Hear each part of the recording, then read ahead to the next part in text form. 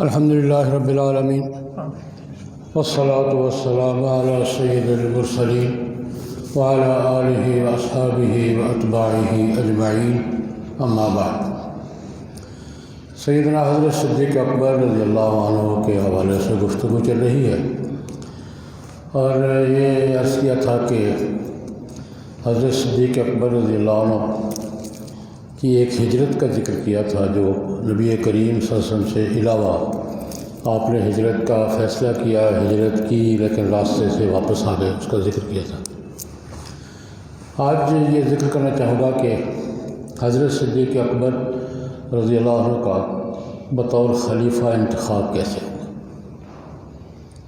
یہ تو لوگوں کے ذہن میں تھا، جناب نبی کریم صلی اللہ علیہ وسلم کی مسلسل رفاقت، سب سے پہلا ساتھی، سب سے پہلا مسلمان، اور بہت سی فضائل و مناقب کے حوالے سے لوگوں کے ذہنوں میں تھا کہ نبی کریم صلی اللہ علیہ وسلم کے بعد حضرت صدیق اکبر ہی ان کی مسند پر بیٹھیں گے۔ میں نے ایک حوالہ دیا تھا کہ احد کی جنگ میں مخالف لشکر کے کمانڈر نے بھی یہی پوچھا تھا، جب یہ افراتفری پھیلی کہ حضور نبی کریم شہید ہو گئے ہیں، تو اس کا پہلا سوال یہ تھا، فیکم محمد ہیں کہ قتل ہو گئے نعوذ باللہ؟ تو حضور نے کہا خاموش رہو۔ پھر پوچھا اس نے، فیکم ابو بکر ہے؟ تو حضور نے کہا خاموش رہو۔ فیکم ابن الخطاب، عمر بھی ہے کہ ختم ہو گیا؟ تو میں نے یہ واقعہ عرض کیا تھا کہ دشمنوں کے ذہن میں بھی ترتیب یہی تھی کہ نبی کریم صلی اللہ علیہ وسلم کے بعد حضرت ابوبکر ہوں گے، اور ابوبکر کے بعد حضرت عمر ہوں گے۔ نبی کریم صلی اللہ علیہ وسلم نے بہت مواقع پر اشارہ کنایا کیا، اپنی جگہ پر کھڑا بھی کیا مسئلے پر، لیکن نامزد نہیں کیا، یہ متعین نہیں کیا کہ یہ ہوں گے، اشارے کنائے سے بتاتے رہے۔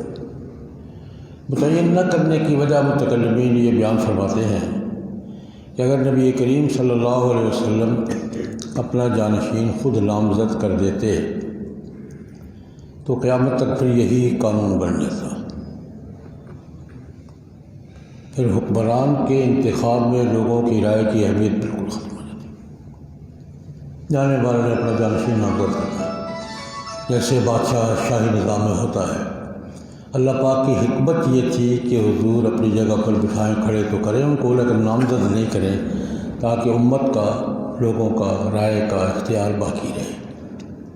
عمل یہ ہوا کہ نبی کریم صلی اللہ علیہ وسلم کے بعد 2-3 مجلسیں ہوئیں، ان مجلسوں میں باقاعدہ بحث و مباحثہ ہوا۔ اس بحث و مباحثہ کے بعد حضرت صدیق اکبر کا امت نے بحیثیت امت اجتماعی رائے سے انتخاب کیا۔ ایک سوال ہوتا ہے، میں اب خود بھی کیا کرتا ہوں، کہ حضور کے جانشین نبی کریم صلی اللہ علیہ وسلم بنے تھے، یہ بات تو طے ہے کہ نامزد نہیں ہوئے تھے۔ مقرر نامزد ہو جاتے پھر بحث کا سوال نہیں پیدا ہوتا تھا۔ اور یہ بھی طے کہ حضرت صدیق اکبر نے قبضہ نہیں کیا تھا مدینہ منورہ پر، اقتدار پہ قبضہ کر کے خلیفہ نہیں بنے تھے، یہ بھی طے ہے۔ خاندانی استحقاق بھی نہیں جتایا تھا کہ میں فلاں خاندان کو اس سے میرا حق ہے، تینوں باتیں نہیں تھیں۔ نہ خاندانی استحقاق جتایا کہ میں بادشاہ کا بیٹا ہوں یا باپ ہوں یا بھائی ہوں، نہ قبضہ کیا ہے، نہ حضور نے نامزد کیا تھا۔ تو حضرت صدیق اکبر کا انتخاب امت کی اجتماعی رائے سے ہوا ہے۔ فقہاء کرام، تمام مکاتب فقہ کے تمام مذاہب کے فقہاء متفقہ طور پر یہ لکھتے ہیں کہ خلیفہ کا انتخاب امت کی اجتماعی رائے پر ہوگا۔ سب سے پہلا اور سب سے افضل طریقہ یہی ہے، اور مثال دیتے ہیں جیسے حضرت صدیق اکبر کا ہوگا۔ فقہاء نے یہ خلافت کی تعریف کی اور خلافت کے انعقاد کی صورتیں بیان کی ہیں۔ سب سے پہلی صورت، سب سے افضل صورت یہ ہے کہ امت اجتماعی رائے سے اپنے خلیفہ کا انتخاب کرے، اور مثال یہ دیتے جیسے حضرت صدیق اکبر رضی اللہ عنہ کا انتخاب ہوا تھا۔ ثقیفہ بنی ساعدہ میں مستقل بحث ہوئی ہے، میں تفصیلات میں نہیں جاؤں گا، انصار مدینہ اور مہاجرین کے درمیان باس و مباحثہ ہوا ہے۔ انصار مدینہ نے اپنا خلیفہ منتخب کرنے کا فیصلہ کر لیا تھا۔ سعد بن عبادہ رضی اللہ تعالیٰ عنہ جو سید الانصار تھے، ان کو خلیفہ منتخب کرنے کا فیصلہ کر لیا تھا، صرف بیعت ہونا باقی تھی، باقی سارے مراحل طے ہو گئے تھے کہ حضرت عمر رضی اللہ عنہ نے جا کے معاملات کو سنبھال لیا۔ اور پھر حضرت علی کرم اللہ وجہہ نے 3 دن کے بعد بیعت کی ہے۔ اس مجلس میں حضرت علی نہیں تھے، واقع 3 دن کے بعد بیعت کی ہے اور مسجد نبوی میں کی ہے، اور یہ کہہ کے کی ہے۔ اس میں یہ ہوا کہ حضرت صدیق اکبر رضی اللہ عنہ نے حضرت علی کو پیغام بھیجا کہ ظہر کی نماز کے بعد آج بات ہوگی، آپ کے کیا شکوہ شکایت ہیں، آپ شکوہ شکایت پیش کریں، ہم اس کا جواب دیں گے۔ تو حضرت علی کرم اللہ وجہہ نے باقاعدہ مسجد نبوی میں 3 دن کے بعد ظہر کے اجتماع میں، ظہر کی نماز کے بعد کہا کہ جناب مجھے یہ کوئی شکایت نہیں ہے کہ ہمیں خلیفہ کیوں نہیں بنایا گیا، ہمیں یہ شکایت ہے کہ ہمیں مشورے میں شریک نہیں کیا گیا۔ مشورہ تو ہمارا حق تھا نا۔ ثقیفہ بنی ساعدہ کی جس مجلس میں نبی کریم صلی اللہ علیہ وسلم کا جانشین حضرت ابوبکر کو بنایا گیا ہے، اس میں ہمارے اہل بیت کا ایک آدمی بھی نہیں تھا۔ یہ ہمیں شکایت ہے، اس کا جواب، اور یہ شکایت درست تھی۔ ہم کہا ہمارا یہ حق تو ہے نا، ہمارے حق تلفی ہوئی ہے یہ کہ ہمیں مشورے میں تو شریک کرنا تھا، اور ساتھ یہ کہا کہ ہم نے بھی یہی کرنا تھا فیصلہ جو آپ نے کیا ہے، لیکن مشورے میں شرکت تو ہمارا حق تھا۔ تو حضرت صدیق اکبر رضی اللہ عنہ نے باقاعدہ مجلس پہ جواب دیا کہ آپ کا شکایت درست ہے، لیکن ہوا یہ کہ اچانک انصار مدینہ نے اجتماع کر لیا تھا، فیصلہ کرنے لگے تھے، تو ہم نے کہا کہ اگر اب اکٹھا مشکل اس وقت سنبھالنا ضروری ہے، اگر وہ بیعت کر لیتے سعد بن عبادہ کی تو معاملہ کو سنبھالنا مشکل ہے، ایمرجنسی تھی، ہنگامی صورتحال تھی، وہاں اس وقت موقع نہیں تھا نہ بلانے کا نہ اکٹھ کرنے کا۔ اگر ہم تھوڑا لیٹ ہو جاتے تو انصار مدینہ سعد بن عبادہ کے ہاتھ پہ بیعت کر لیتے تو معاملہ کیا تھا۔ تو ہم نے صورتحال ایسی تھی کہ ہم آپ کو ہم یہ تسلیم کرتے ہیں کہ آپ کو بلانا چاہیے تھا، لیکن اس وقت نہیں بلایا جا سکا۔ تو حضرت علی نے کہا ٹھیک ہے، میری شکایت دور ہو گئی، بیعت کی۔ یہ دوسری مجلس، یعنی 2 مجلسوں میں الگ الگ حضرت صدیق اکبر رضی اللہ عنہ کا انتخاب ہوا باقاعدہ۔ تو یہ میں عرض کرتا ہوں خلافت کے انعقاد کی صورت سب سے پہلی کیا ہے، امت اجتماعی ثوابدید سے، جو بھی اس وقت کے حالات کے مطابق اجتماعی رائے کے اظہار کا طریقہ ہو، اس کے مطابق خلیفہ کا انتخاب کریں گے۔ یہاں ایک بات میں درمیان میں عرض کرنا چاہوں گا کہ فقہاء نے 5 صورتیں لکھی ہیں خلافت راشدہ کی روشنی میں۔ سب سے پہلا طریقہ کیا ہے کہ امت اجتماعی ثوابدید سے خلیفہ کا انتخاب کرے، جیسے کہ اس کا ہوا تھا حضرت عمر کا۔ دوسرا کہ خلیفہ اپنا کسی کو جانشین نامزد کر دے، جیسے حضرت ابوبکر نے حضرت عمر کو کیا تھا، نامزد کیا تھا۔ تیسری صورت خلیفہ بندہ نامزد نہ کرے لیکن گروپ بنا دے کہ ان میں سے کسی کو بنا لو، جیسے حضرت کس کا ہوا تھا، حضرت عمر نے 6 بندے مقرر کیے تھے، ان میں سے کسی کو بلا لو۔ تو پھر بڑی طویل مشاورت کے بعد ان میں سے حضرت عثمان کا انتخاب ہوا تھا۔ 3 چوتھی صورت، جو شورا کے ارکان موجود ہوں وہ کسی کو منتخب کر لیں، جیسے حضرت علی کا ہوا تھا۔ 5ویں صورت یہ ہے کہ کوئی استعداد یعنی جو صلاحیت رکھتا ہے وہ آدمی قبضہ کر لے اور لوگ عمر تسلیم کر لیں، خلافت کی اہلیت رکھتا ہے اور قوت کے ذریعے قبضہ کر لیا اس نے، پھر امت نے تسلیم کر لیا۔ یہ حضرت معاویہ رضی اللہ عنہ کی خلافت جو تھی نا، وہ اس بنیاد پر کہا انہوں نے قبضہ کیا تھا۔ قبضہ کرنے کے بعد ان کے امت جب متفق ہوئی حضرت معاویہ کو حضرت حسن رضی اللہ عنہ کی بیعت کے بعد، جب حضرت حسن نے بیعت کر لی، امت متفق ہو گئی، امت نے حضرت معاویہ کو قبول کر لیا، تو پھر 19 سال خلیفہ رہے۔ 5 صورتیں فقہی بنیاد پر 5 صورتیں ہیں۔ آج دوست پوچھتے ہیں کہ خلیفہ کیسے بنائیں گے؟ میں نے کہا یار درمیان والی 203 صورتیں تو ختم ہے نا، خلیفہ ہوگا تو کسی کو نامزد کرے گا نا، نامزد کرنا کس نے ہے؟ خلیفہ ہے، یہی کمیٹی کس نے بنانی ہے؟ خلیفہ نے۔ یہ بھی گئی شورا کس نے بنانی ہے؟ خلیفہ ہوگا، شورا بنائے گا تو شورا منتخب کرے گی نا۔ یہ درمیان والی 3 صورتیں تو گئی، پہلی اور آخری ہے۔ آج خلافت کے انعقاد کی، آج کسی کو خلیفہ منتخب کرنے کی یا پہلی صورت ہے یا آخری صورت ہے۔ پہلی صورت کیا ہے؟ اس کی پریکٹیکل شکل یہ ہوگی، میں یہ کہا کرتا ہوں کہ کسی مسلمان ملک کی منتخب پارلیمنٹ اپنے ملک کو اسلامی ریاست قرار دے، خلافت کا فیصلہ کرے اور وہ کسی کو خلیفہ منتخب کرے،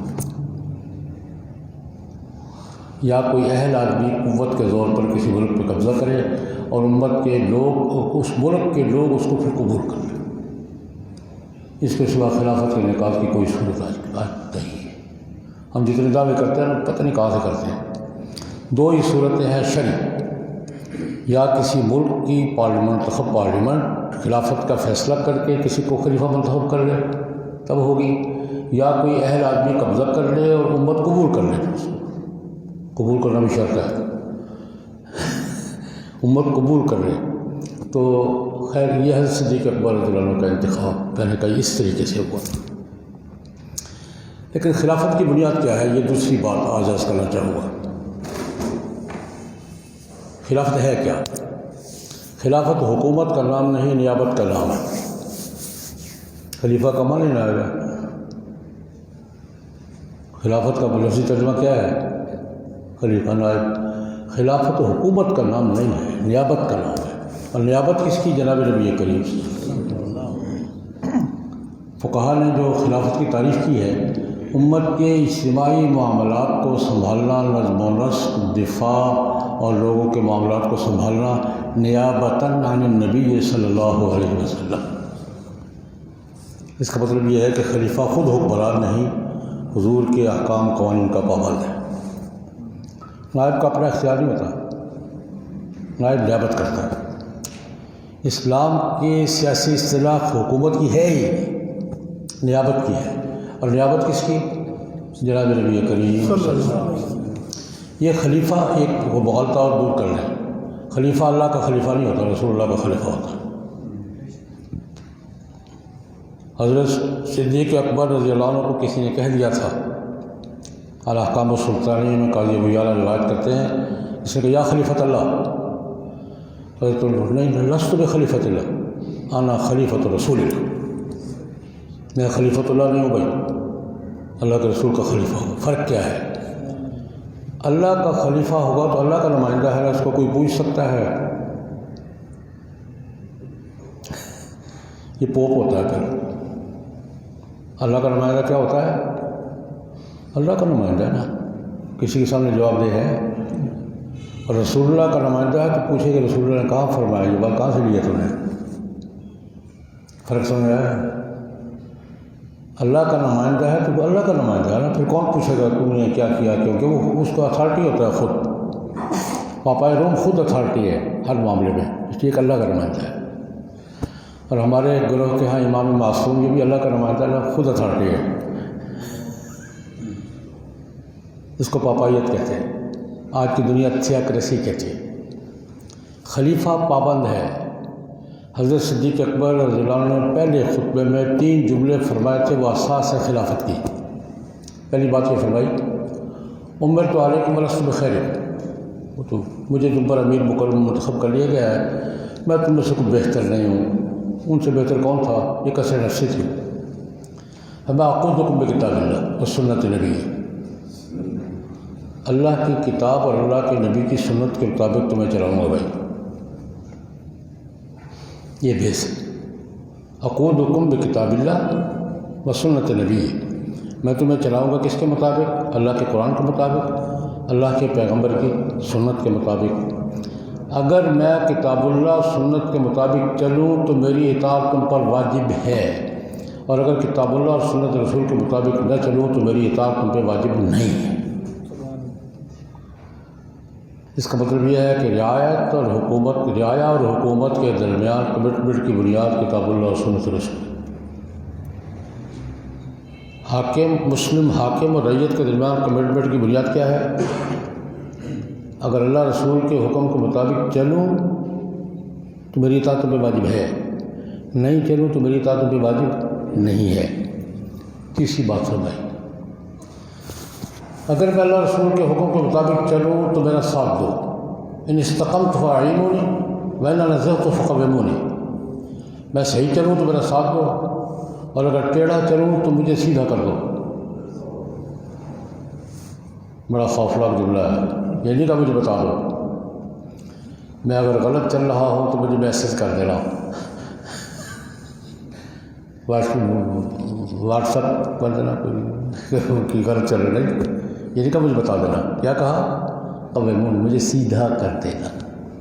ہر زمانے میں سیدھا کرنے کے طریقے ہوتے ہیں، آج کل یہ طریقہ ہے کہ ہمیں اگر میں ٹیڑھا چلنے لگوں تو مجھے سیدھا کر دینا، یہ عوام کا حق احتساب ہے۔ اس کو سیاسی زبان میں کیا کہتے ہیں؟ عوام کو حکم کے احتساب کا حق حاصل، اور احتساب کرتے تھے یا نہیں کرتے تھے؟ خلیفہ راشد کا ایسا احتساب کرتے تھے لوگ، حضرت عمر سے پوچھا کر کدھر سے آیا جناب؟ لیکن حضرت عمر نے پھر اور لہجے میں بات کی۔ یہی باتیں حضرت عمر نے دہرائی، اپنے خلیفہ جب بنے ہیں تو یہ بات فرمائی کہ میں تمہیں کتاب اللہ اور سنت رسول کے مطابق چلوں گی، ایک جملے کا اضافہ کیا، قرآن کے مطابق چلوں گا، رسول اللہ کے سنت کے مطابق چلوں گا، اور اپنے پیش رو کے فیصلوں کا احترام کروں گا۔ اگر میں سیدھا چلوں تو میرا ساتھ دو، اور اگر ٹیڑھا چلوں تو یہ نہیں کہ مجھے سیدھا کر دینا۔ پوچھا کیا کرو گے؟ اگر میں ٹیڑھا چلنے لگا تو کیا کرو گے؟ یا میں یہ جملہ کرتا ہوں، یہ نہیں کہا کیا کر لو گے، یہ کہا کیا کرو گے۔ اگر میں ٹیڑھا چلنے لگا ہوں تو یہ نہیں کہا کیا کر لو گے، نہیں، کیا کرو گے۔ ایک بدو اٹھا، بدو ہوتا ہے، حضرت تلوار میان سے نکالی، جمعہ کا اجتماع ہے، یا ابن الخطاب، او خطاب کے بیٹے، اگر ٹھیک چلے تو تمہاری اطاعت کریں گے، ٹیڑھے چلے تو اس تلوار کے ساتھ سیدھا کر دیں گے تمہیں۔ بدوی انداز ہی ہوتا ہے، اس تلوار کے ساتھ تمہیں سیدھا کر دیں گے۔ تو حضرت میں اپنے گفتگو کے جملے دہرایا کرتا ہوں، یا پھر اس آدمی کو تلاش کرنے کے لیے سپریم کورٹ میں ریٹ نہیں کرنی پڑی تھی، بندہ کتنے گیا، وہیں کھڑا رہا۔ حضرت عمر نے اس کو جواب نہیں دیا، آسمان کی طرف نگاہ اٹھائی، یا اللہ تیرا شکر ہے کہ میری رعیت میں ایسے لوگ موجود ہیں جو مجھے سیدھا کرنے کی صلاحیت رکھتے ہیں۔ یہ عوام کا حق احتساب ہے۔ خلافت کی بنیاد کس پر ہے؟ رسول اللہ کی نیابت پر، اور قرآن و سنت کی حکمرانی پر، اور عوام کے حق احتساب پر۔ یہ ہے خلافت کا خلاصہ۔ تو حضرت صدیق اکبر رضی اللہ عنہ نے 2.5 سال خلافت کی ہے۔ تیسری بات بھی عرض کر دوں، حضرت صدیق اکبر کے بڑے احسانات ہیں امت پر، بڑے احسانات ہیں۔ جناب نبی کریم صلی اللہ علیہ وسلم کا ارشاد یہ ہے کہ ابو بکر مجھ پر جس نے کوئی احسان کیا ہے، میں نے دنیا میں کسی نہ کسی شکل میں بدلہ دے دیا ہے، الا ابا بکر، ابو بکر کے احسانات کا بدلہ نہیں دے سکا میں۔ قیامت کے دن اللہ سے درخواست ہو، یا اللہ تو دے دے، مجھ سے نہیں اس کا بدلہ دیا جا سکا، تو دے دے۔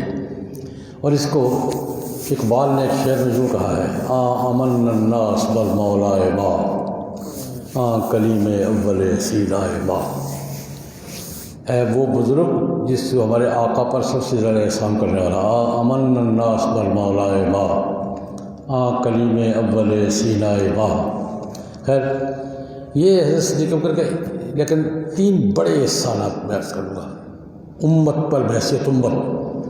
سب سے پہلے کہ جناب نبی کریم صلی اللہ علیہ وسلم کے بعد جو مختلف محاذوں سے ارتداد اور بغاوت کے فتنے کھڑے ہوئے ہیں، حضرت صدیق اکبر نے پوری استقامت کے ساتھ مقابلہ کر کے استحکام پیدا کیا، اور یہ مورخین متفق ہیں حضرت صدیق لوگ ضد کہتے ہیں، ضد نہیں، استقامت تھی ہے، کھڑے ہو گئے نہیں بھائی، اجن کا الدین وانا ہے، دین میں کمی ہو اور میں زندہ ہوں، نہیں ہو سکتا۔ 5-6 محاذوں پر اکٹھے جنگ لڑ کے انہوں نے امت کو استحکام بخشا، یہ امت پر سب سے بڑا احسان ان کا۔ دوسرا، قرآن پاک کو کتابی شکل میں محفوظ کر کے ہمیشہ کے لیے ریکارڈ بنایا۔ حضور کے زمانے میں یاد سینکڑوں لوگوں کو تھا، لکھا ہوا کسی کے پاس نہیں تھا۔ یہ کس نے لکھوایا ہے؟ تجویز حضرت عمر کی تھی۔ لکھا کس نے؟ زید بن ثابت نے رضی اللہ عنہ نے۔ لکھوایا کس نے؟ حضرت عمر نے۔ تو یہ امت پر بعثت امت ایک بہت بڑا احسان، قرآن پاک کو کتابی شکل میں ہمیشہ کے لیے ریکارڈ کر لیا۔ اور تیسری بات، حضرت صدیق اکبر نے بیت المال کا وہ نظام جو حضور کے زمانے میں حضور اس کو باقاعدہ ایک اجتماعی نظام کی شکل دی، امت کے شہریوں کی کفالت کی ذمہ داری کو، یہ اس کو رفاہی یا ویلفیئر اسٹیٹ کہتے ہیں۔ حکومت، عام حکومتیں ملک کے امن کی ذمہ دار ہوتی ہیں، عدل کی ذمہ دار ہوتی ہیں، دفاع کی ذمہ دار ہوتی ہیں۔ 3 ذمہ داریاں ہوتی ہیں، سرحدوں کا دفاع، ملک میں امن، اور مظالم میں انصاف۔ لیکن شہریوں کی کفالت کی ذمہ داری کہ ان کے خرچے بھی ہم پورے کریں گے، اس کو رفاہی ریاست ہے۔ معذور کو وظیفہ بھی دیں گے، مستحق کو یعنی کفالت کی ذمہ داری کہ ملک کے تمام شہریوں کی کفالت کی ذمہ داری ہم پر ہوگی، کیسے بھی کریں گے۔ یہ حضرت صدیق اکبر نے جناب نبی کریم کی سنت مبارکہ کو ایک نظام کی شکل دی اور رفاہی ریاست بنا دیا اور اعلان کر دیا کہ بھئی بیت المال سے جو کچھ آئے گا وظیفہ دیں گے اور سب کو برابر دیں گے۔ یہ ایک مسئلہ درمیان میں ہے۔ حضرت عمر تو درجہ بندی کے قائل تھے کہ بھی اپنے دور میں، حضرت صدیق اکبر سب کو برابر دیتے تھے۔ فرمایا یہ حق ہے، حق برابر ہوتا ہے۔ جو ازواج مطہرات کو دیتے تھے وہ عام مسلمان کو دیتے تھے، جو انصاری کو دیتے تھے وہی مہاجر کو دیتے تھے، جو مہاجر کو دیتے تھے وہی بال والے کو دیتے تھے۔ یہ حق ہے، حق روٹیاں سب نے 2 ہی کھانی ہیں۔ ہذہ معاش فالاسوۃ فیہ خیر من الاسرۃ۔ حقوق میں سب برابر ہوتے ہیں، درجہ بندی وہ ہوتی ہے جو ہوتی ہے۔ کہ یہ حضرت صدیق اکبر رضی اللہ عنہ کی خلافت کا تھوڑا سا میں نے ہلکا پھلکا تعارف کروایا ہے۔ اللہ کرے ہمیں ایسی ریاست، ایسی خلافت پھر نصیب ہو جائے۔ باقی باتیں اگلے جمعے انشاءاللہ، اگلے جمعے نہیں، اگلے اللہم صلی علی سیدنا